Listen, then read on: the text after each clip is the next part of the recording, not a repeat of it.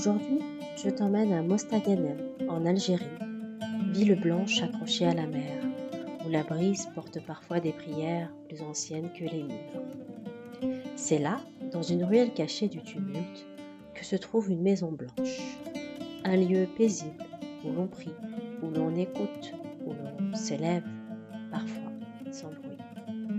Et c'est là qu'un homme qu'on croyait perdu a retrouvé son chemin.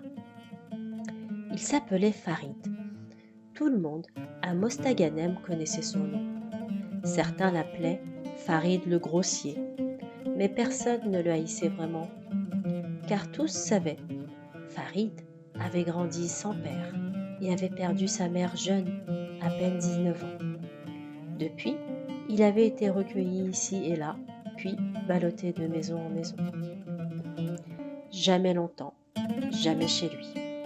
La douleur l'avait rendu instable, et peu à peu, l'alcool avait pris la place du chagrin. Il n'était pas méchant, Farid, mais blessé, et quand il avait trop bu, il devenait bruyant, amer, imprévisible. Il chantait faux dans les ruelles du port, insultait ceux qu'il croisait, et parfois, le visage trempé de nuit, il criait au ciel « Tu m'as abandonné, tu n'as jamais été là pour moi ». Les anciens soupiraient simplement. Le pauvre, il souffre encore. Chaque soir, Farid passait devant une maison blanche. On y priait doucement. Des voix s'élevaient, répétant le nom de Dieu. Parfois, un parfum d'encens flottait dans l'air. Farid serrait les dents. Encore ces soufis, une bande de rêveurs. Et il s'éloignait, le cœur serré, sans comprendre pourquoi ce lieu l'attirait autant qu'il le dérangeait. Mais un soir, la mer l'attendait. Il marchait au bord de l'eau, ivre, le vent fouettant son visage. Un pas de travers, une pierre mouillée, et il tomba. L'eau était froide. Il se débattit, appela, mais personne. Alors, les bras engourdis, le souffle coupé, il murmura « Tu m'as jamais aimé. Regarde ce que je suis devenu, un clochard. Autant se laisser mourir. » Et il coula. Et dans les profondeurs, une lumière descendit. Une silhouette plongea. Le saisit, le ramena à la vie. Quand Farid reprit conscience, il gisait sur les pavés, trempé, haletant. Un vieillard penché sur lui, mouillé lui aussi, posait des mains tranquilles sur sa poitrine. Son regard était paisible, sans reproche. « Qui êtes-vous » murmura Farid. « Il est temps de revenir à la vie » répondit le vieil homme. Puis, il se leva. « Attendez, où vivez-vous ? Je veux vous remercier. » « Demain soir, rue El Mougar, derrière l'atelier du tailleur, il y a une maison blanche. Tu es le bienvenu. » Et il disparut. Le lendemain, Farid hésita longtemps. Puis, il y alla. Il reconnut la maison, celle qu'il avait tant jugée. Mais cette fois, il entra. Le vieillard était là. Il lui fit signe de s'asseoir. Le repas fut simple, silencieux. Puis, d'autres hommes arrivèrent. Ils s'assirent en cercle et commencèrent à réciter. Farid se figea. Il se leva, prêt à partir. Il se sentait sale, étranger, de trop.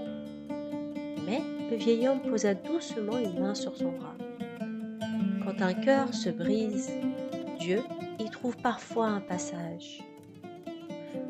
Alors Farid s'arrêta, et il resta. Il s'assit, il écouta. Le digue remontait, lent, vibrant. Et contre toute attente, il en goûta la douceur, comme si, pour la première fois, un lieu lui murmurait « Tu peux rester, tu es chez toi ici ». Il sentit les larmes monter, pas de honte, pas de colère, juste la paix. Alors qu'il s'apprêtait à repartir, un jeune disciple s'approcha pour le raccompagner. Sur le seuil, Farid hésita, puis demanda « Le vieillard, celui qui m'a sauvé, c'est lui le maître, n'est-ce pas ?» Le disciple sourit lentement. « Le vrai maître n'instruit pas avec des mots. Il entre dans une vie comme un silence. Il éclaire sans bruit et repart sans jamais te dire le nom de la lumière qu'il a allumée. Depuis ce soir, Farid revint. Encore et encore. Il ne parlait pas beaucoup, mais il s'asseyait au même endroit et répétait le nom. Parfois, les anciens souvenirs remontaient, mais à force de revenir, de rester, de respirer le silence de cette maison blanche, les ombres s'éloignaient. Son cœur s'apaisait, pas d'un coup, mais lentement, comme une forêt qu'on visite chaque jour, jusqu'à ce que les bêtes sauvages s'en aillent d'elles-mêmes. Farid se disait parfois « Je ne suis pas digne de cette paix », mais il restait. Et cette persévérance sans éclat, cette fidélité fragile, faisait de lui un autre homme. Toi qui entends cette histoire, souviens-toi, il n'y a pas de cœur trop allumé pour Dieu. Il n'y a pas de passé qui empêche de revenir. Et il n'y a pas d'homme si perdu qui ne puisse devenir un invité de la lumière. Ne juge jamais, ni les autres, ni toi-même. Et surtout, n'abandonne jamais sa porte, car elle est toujours entr'ouverte.